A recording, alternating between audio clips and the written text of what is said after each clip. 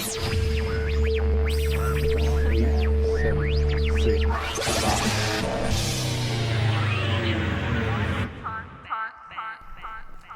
everyone. We're back here with you from Talk Back from Teens.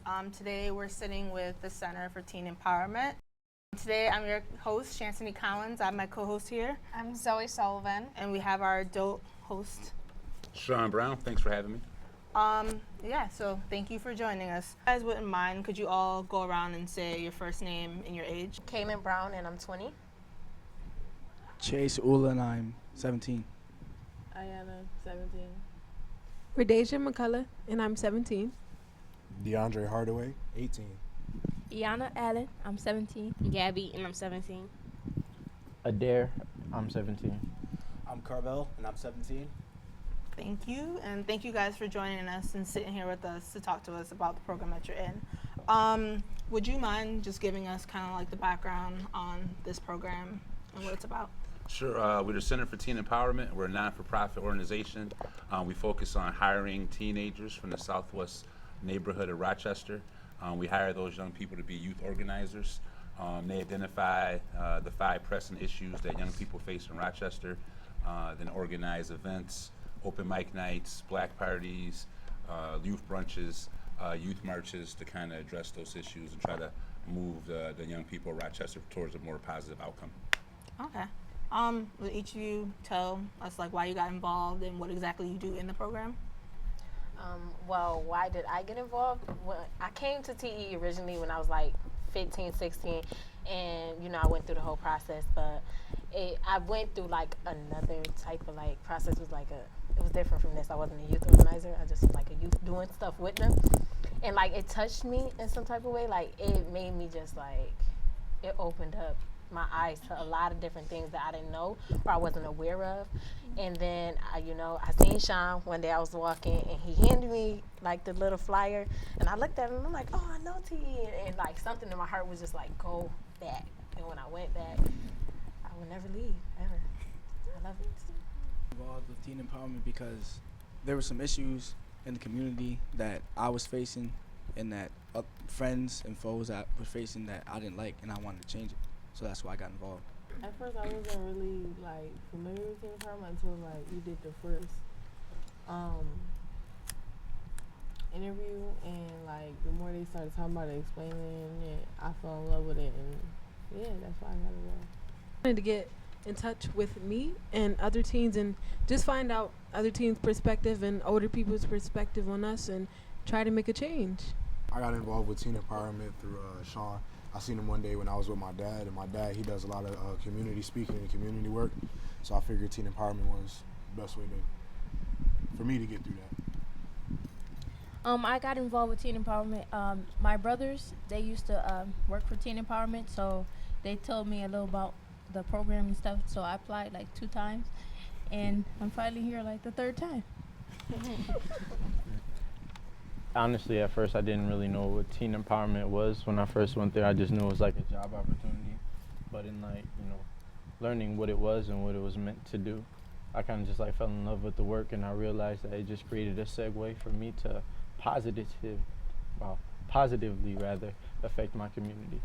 The reason for me taking this job at Teen Empowerment was because I lived on the West Side my whole entire life, and it was problems that I wish I could change, but I never had the power or anyone to like help me or someone that was on the same page as me. So working at Teen Empowerment, like with Sean, Doug, and Shan, like they listen to what you have to say, and they give you that chance to get out there and change what you feel need to be changed. The teen empowerment, not knowing what teen empowerment was, but as soon as I came to the first interview, I was blown away by the perspectives of all the individuals that were there. So then I realized that I wanted to meet with like-minded individuals and see their perspective on the community and work together with my perspective. What are the kind of topics that you guys are touching on? So usually that you guys, maybe like not you guys in particular, but Center for Teen Empowerment comes in and sits with us each year and does a segment. I know in the past you guys have done teen violence, teen sexuality, teen parenting, and also teen employment. So what was the big idea for doing this topic, solutions, not suspensions?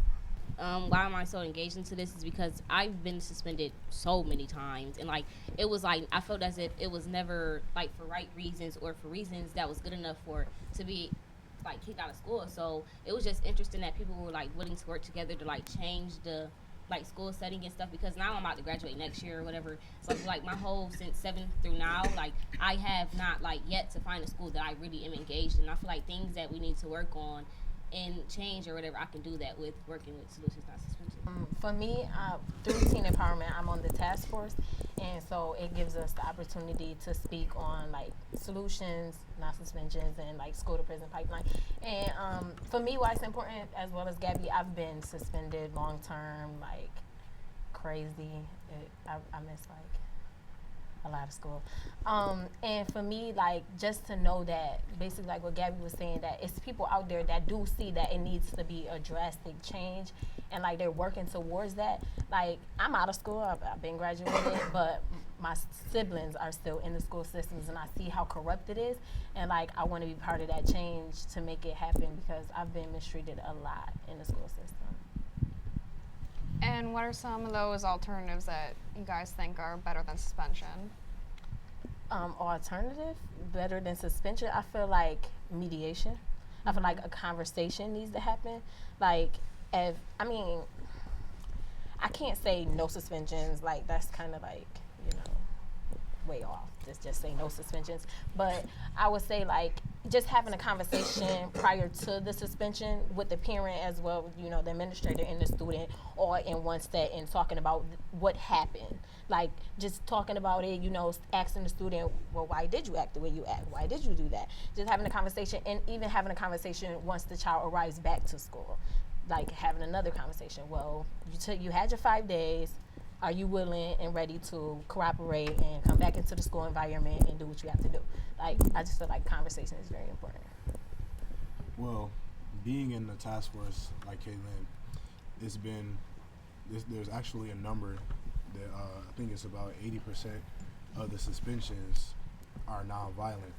So being that myself, I haven't been suspended much, but knowing that and then seeing how this nonviolent, me and my group at the community task force, we've come up with it's not really a solution, but it is something that could lead to a solution. And our solution would be to instead of just long-terming that student and sending them out to school to go into the streets where most likely they're going to be jailed or killed, we've come up with a system where, okay, you got kicked out of class, but now you have to you go to another room in the school, and to get that class's work, but you're suspended from the classroom, but not the actual school itself.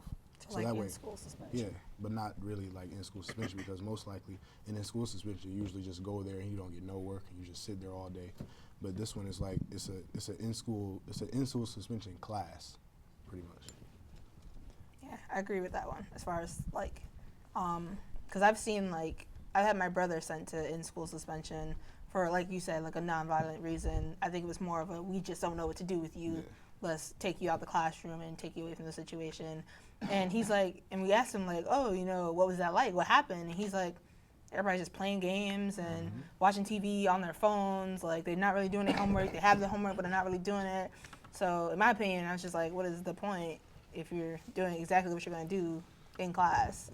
So any other like alternatives that you guys have brainstormed? Yes, I believe that it just needs to be an amendment of the entire system, from the code of conduct itself to the way it's implemented, to disciplinary, matters, and also to how teachers are hired and how they are chosen to work in certain parts of the city.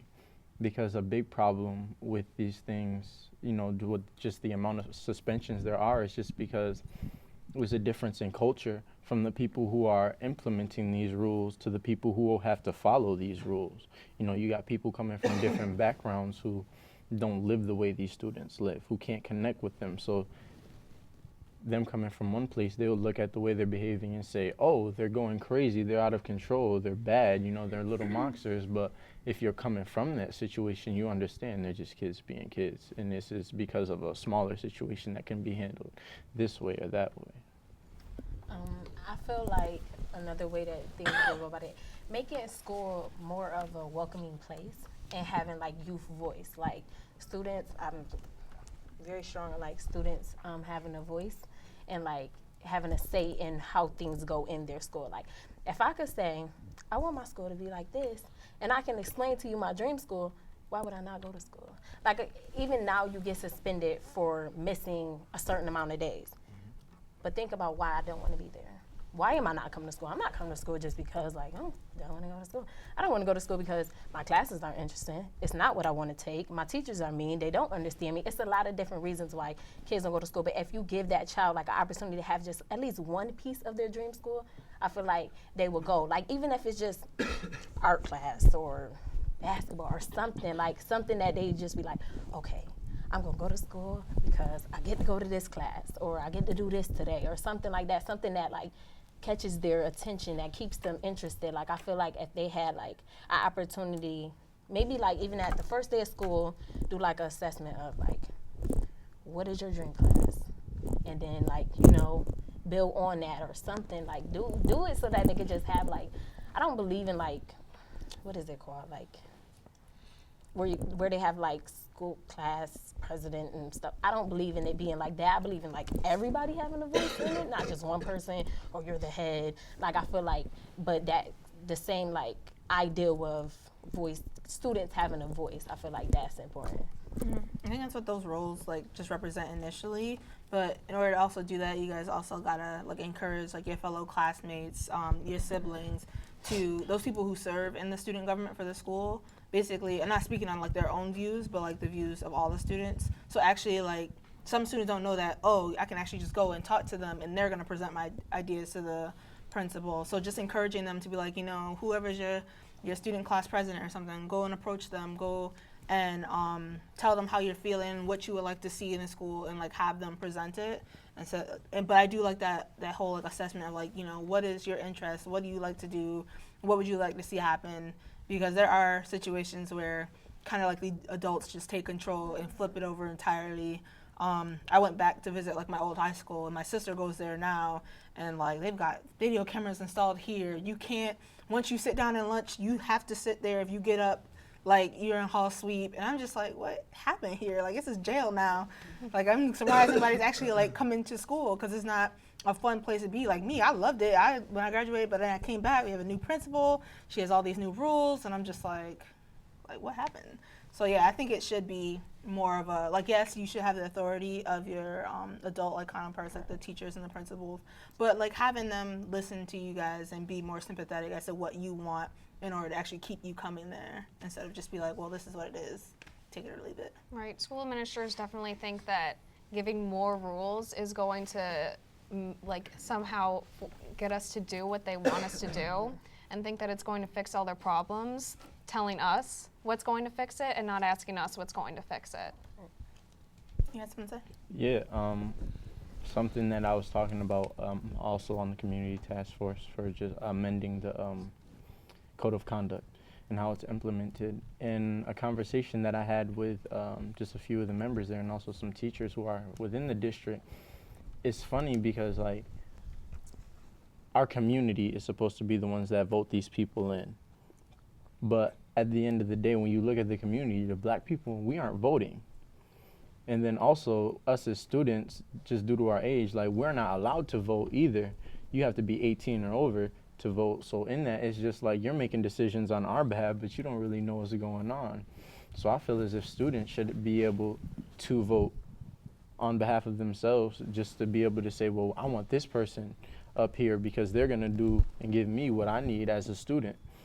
And when you take that voice from us, that's like something we learned in school in history class, you know, like taxation without representation. You know, you're suspending us, but we don't got no real representation. All we have really is a suggestion to our administrator to give to y'all. And at the end of the day, we don't even know for a fact if that message is being relayed from our administrator to you guys, and if that's even being heard or taken into consideration.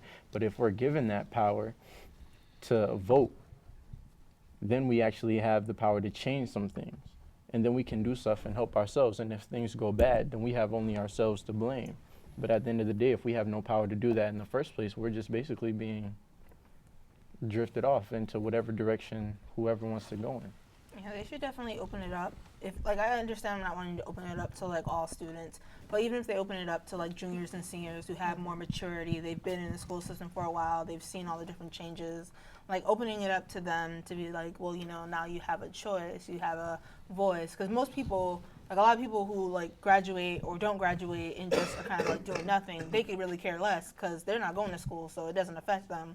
And so giving the students, at least the juniors and seniors who have more maturity, to say like, oh, you know, what would you like to see, what do you think would be better, definitely I think that would work rather than leaving it up to like the community, whereas you have some of those people who will voice their opinion, but it's not enough to be heard.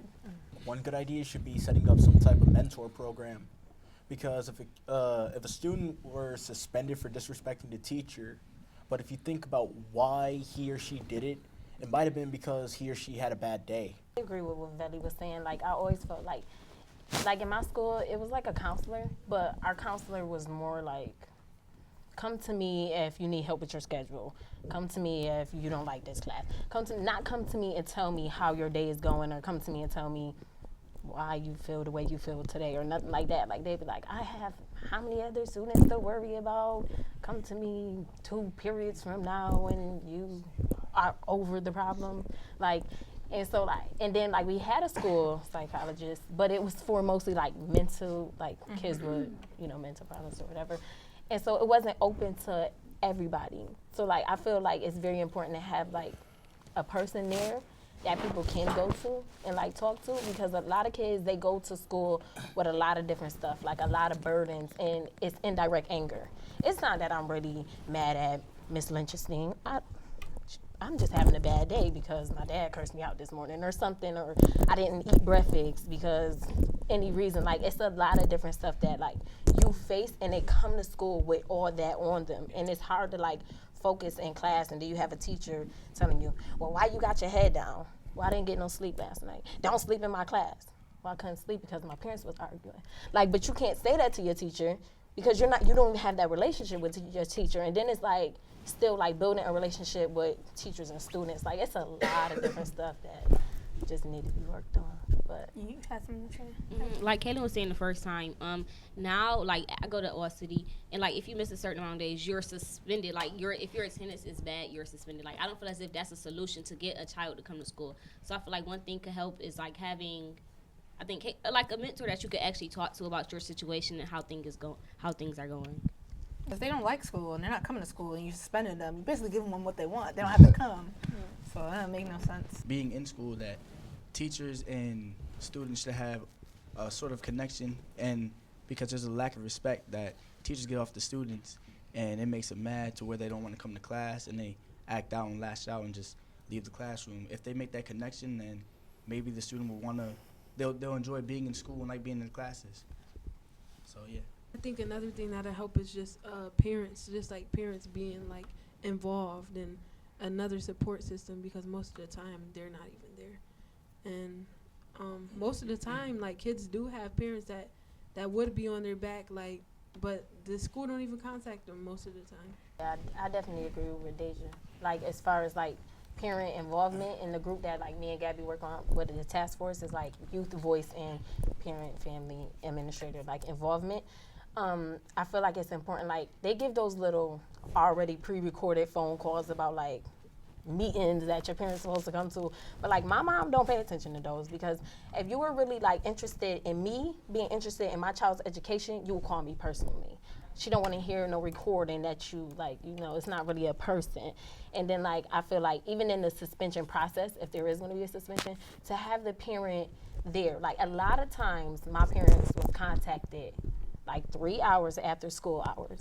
Like, you done already sent me home though, but my parent isn't even aware that I'm suspended until she get a phone call at like 8 at night, and now she asks me why was I suspended. And like, they don't have the parent like there. I feel like it need to be some sense of representation. Like, so you need to not just tell my mom, oh, I got 5 days and this is it. Like, have my mom there. We could sit down, and that's, like I was saying, like conversation, like to have a conversation, like with the parents more involved in even the suspension process, if there has to be a suspension. Yeah, I think that's a really good idea. And you guys have like a lot of good things to say, and we're gonna come back and answer more questions about that. And yeah. Follow me to the shipwrecked shores of a dark and strange country. I was born a stranger thinking out loud in a foreign tongue. I was out of place. I was looking all around just to try to find a friendly face. But they're all gone. Good job, guys. Did you ever find? Did you ever She go right to see her and she's like, because I can see the minutes say what minutes to say. So I was just like that, just so you knew that you could finish the answer. You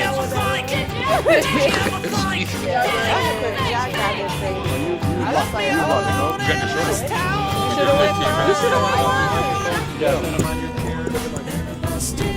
So you volunteered to do that. Why are you being selfish?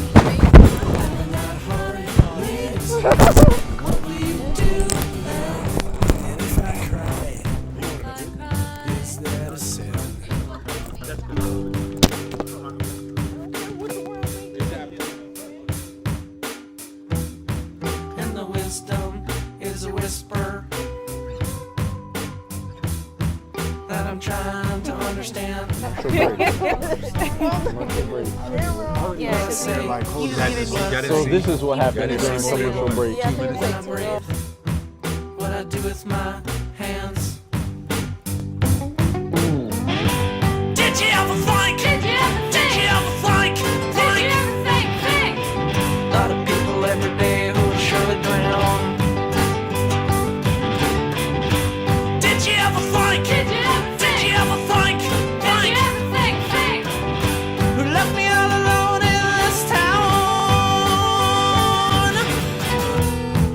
And a busted heart is a welcome friend. And when that heart leaves, what will you